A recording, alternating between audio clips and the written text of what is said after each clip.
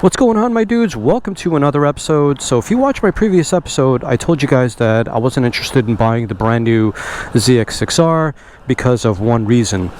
And I was also interested in comparing the new ZX6R along with the ZX4RR. And I think Kawasaki has made some really dumb decisions, and this is why I'm not interested in getting it. So anyway, let's get on the road and talk about that, because the details are really juicy. And hopefully I remember everything, because there's a lot of details. The new bikes are pretty awesome, but damn, what was Kawasaki thinking, man? I don't get this. I don't understand their judgment. The new baby ZX4RR just came out, and I'm calling it baby for a reason. It's a sub 400cc motorcycle, but it does not have a baby price. And that's one thing that's pissing me the hell off.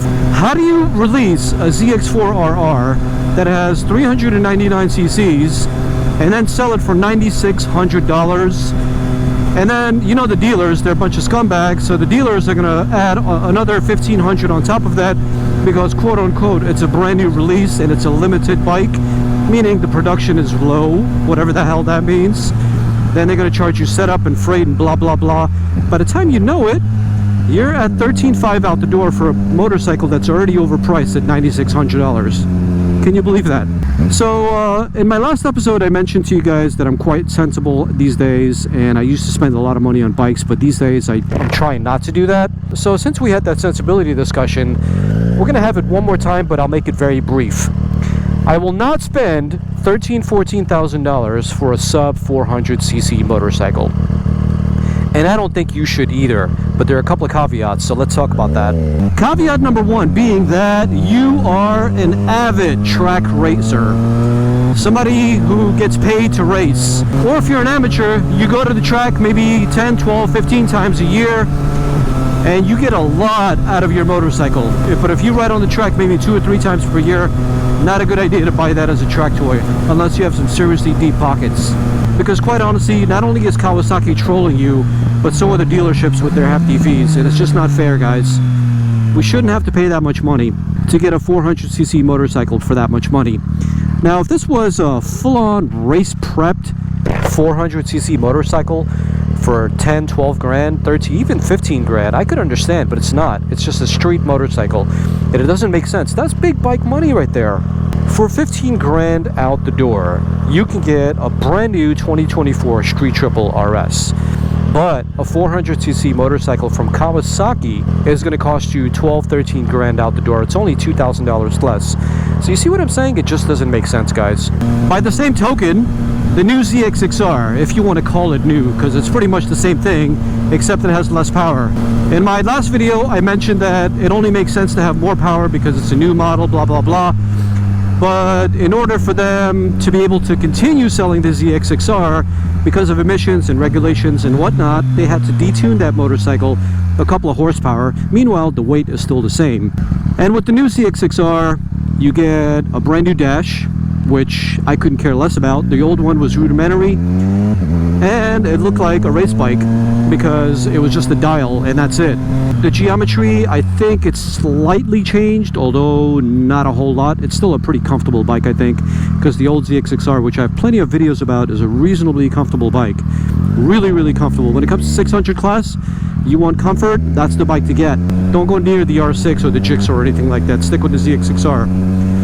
And I think for the 20, 23, or 24 model, whichever one it is, same playbook as before. And so you would think that a brand new ZX6R would also mean an IMU system, right? Nope, you don't get an IMU system. But guess what? The IMU system is included on the baby 400cc motorcycle. Can you believe that? They put an inertial measurement unit so it can have wheelie control, cornering ABS, and all that other jazz on a small displacement motorcycle, and they didn't do it to the brand new ZX6R. You know, like, stuff like this just makes me scratch my head at Yamaha and think to myself, what the hell are they doing, man? I also understand, as far as pricing is concerned, why the ZX4RR is as expensive as it is, because it's an inline 4 engine. And as far as the ZX6R is concerned, if I get this wrong, I'll put the price on the screen, but I believe it's $11,000 for the KRT edition. So we're talking about a little over $1,000 difference between the ZX6R and the ZX4RR. And as far as horsepower is concerned, we're talking about 130 horsepower versus somewhere around 65 to 75 horsepower. If you're a brand new rider, I can totally understand about buying the ZX4RR because, quite frankly, the ZX4RR is probably the best damn bike you can buy as your first bike, bar none.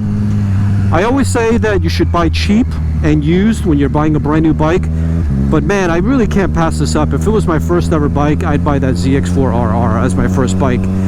It's got quite a lot of power, it's fantastic on the track, it's got great adjustable suspension, all that jazz. But if you're a seasoned rider like myself, if you've been riding for a couple of years, get quite a lot of track experience, then you know, you have the ZX6R, you have the ZX4RR, and you're talking a little bit over $1,000 in difference in terms of price. 400cc versus 600cc, and it kind of like scratch your head at the end of the day. You're like, why does it even make sense to bring out the ZX4RR? Alright, I get it. It goes all the way up to 17,000, 16,000, 17,000, whatever, to the moon RPMs. It's fast revving. It's a whole lot of fun when you're riding on the street because you can bang into the gears. You're in third gear, fourth gear, revving the hell out of this thing, and you're only doing 60 miles an hour. I can definitely see the appeal. So I don't know, guys, at the end of the day, if I wasn't in the predicament that I was in right now, having this bike, wanting to sell it, and then wanting to keep it at the end of the day, and then deciding between the ZX4RR and the ZX6R, because if you've been watching my videos, that's been my dilemma. I'm at a cross point here where I'm like throwing my hands up in the air and saying, you know what? I don't want to take any action right now. I'm completely happy with my current street triple, and I'm just going to wait it out because time will be in my favor. The longer I wait, the cheaper the market will become. And I think that's what my plan is, because the ZX4RR, it's not that it's out of my budget, but you know, it's a matter of principle at this point. Why do I want to pay 13 grand, which is big bike money, for a small bike? It doesn't make sense. And then as far as the new ZX6R, it's really not new. It's the same exact thing, except they put some lipstick on it, you know, like change things around in the front, put a new dash on it, but it's pretty much the same exact bike. It doesn't even have quick up and down shifting. I forgot to say that. Meanwhile, the baby ZX4RR has quick up and down shifting. Holy shit, how could I forget to say that to you guys? I completely forgot to mention that, guys. I am so pissed off here. I am so pissed off at Kawasaki. How do you give the ZX4RR an IMU system, quick up and down shifting, and you don't do the same thing for the ZX6R? I don't get it. Kawasaki, what is wrong with you? I don't know, maybe it's just me, guys. Maybe I'm the only one who's thinking this way, and I'm overanalyzing it, and you know what, I'm just getting this whole thing wrong. And if I am, you know what, leave a comment down below. Let me know what your opinions are, because this whole brand new ZX4RR, ZX6R has thrown a monkey wrench my way, and it's getting my brain to go on overdrive here, and just scratching my head and wondering what the hell were they thinking when they made these bikes the way they are and priced them the way they're priced. Yeah, I'm slightly confused, slightly angry, but very frustrated. Anyway, guys, I'm done. I'm so stressed out at this point. With that being said, thanks for watching. Leave a comment down below, and I'll see you guys on the next episode. Peace.